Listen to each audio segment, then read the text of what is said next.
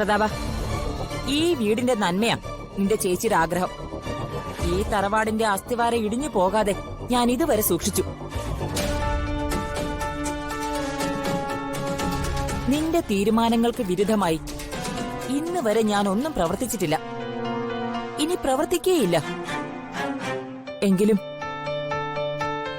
വീട്ടിലേക്ക് കയറി വന്ന മഹാലക്ഷ്മിയായി ഈ കുട്ടി. ഇതിനെ ആട്ടി ഓടിക്കല്ലേ. എന്റെ മകൻ കല്യാണം കഴിച്ചോളാന്ന് വാക്ക് കൊടുത്ത പെൺകുട്ടിയാ ഇവള്. ഇവളെ ദീപക്കിന് കല്യാണം കഴിച്ചു കൊടുക്കണോന്നാ എന്റെ ആഗ്രഹം.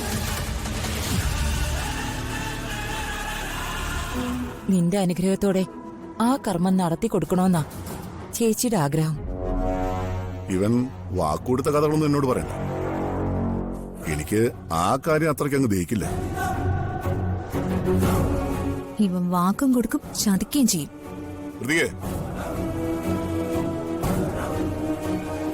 ഇത് അവര് അമ്മയുടെയും മകന്റെയും പ്രശ്നം. എനിക്കിടപെടാം. കാരണം ഞാൻ ഇവരുടെ ആങ്ങളെ. പക്ഷേ നിനക്ക് ഇടപെടുന്നതിന് ഒരു പരിധിയുണ്ട്. You understand? ശരി അച്ഛാ. ചേച്ചി എനിക്ക് എന്റെ എല്ലാമാണ്. ചേച്ചിയെ ധിക്കരിച്ച് ഇന്നേവരെ ഒരു വാക്ക് പോലും ഞാൻ പറഞ്ഞിട്ടുമില്ല. ഇനി ഈ ജന്മത്തിൽ ഞാനത് പറയുകയില്ല. പക്ഷേ എന്നെ തോൽപ്പിക്കാൻ എന്റെ അനന്തരവനെ കരുവാക്കി കൂടെ നിർത്തിയപ്പോ അനന്തം പിള്ളയും ഇവനും കൂടി ഉണ്ടാക്കിയ എഗ്രിമെന്റാണ് ഈ കല്യാണ കച്ചവടം.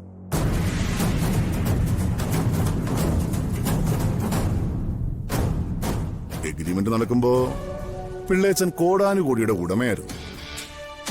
ഇപ്പോ പാപ്പരായെന്ന് പറയുന്നു. പിള്ളേച്ചൻ പാപ്പരായിട്ടും അയാളുടെ മകളെ കല്യാണം കഴിക്കാൻ തയ്യാറാകുന്ന ഇവന്റെ സന്മനസ്സിന് ഞാൻ നന്ദി പറയുന്നു. അത് സന്മനസ്സാണോ അതോ ഇരയോട് വേട്ടക്കാരനുണ്ടാകുന്ന ക്രൂരമായ വികാരമാണോന്ന് കണ്ടറിയണം.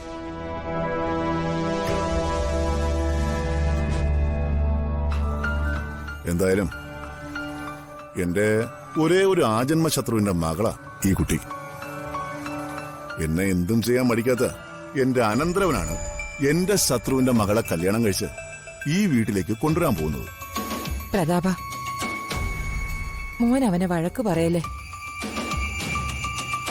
അന്നത്തെ ഒരു സിറ്റുവേഷനിൽ അവൻ തെറ്റ് ചെയ്തു പോയി. അതില് അവന് കുറ്റബോധമുണ്ട്.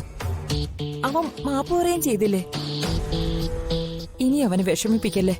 ഞാൻ ശത്രുതയൊന്നും മനസ്സിൽ സൂക്ഷിക്കുന്ന ആളല്ല.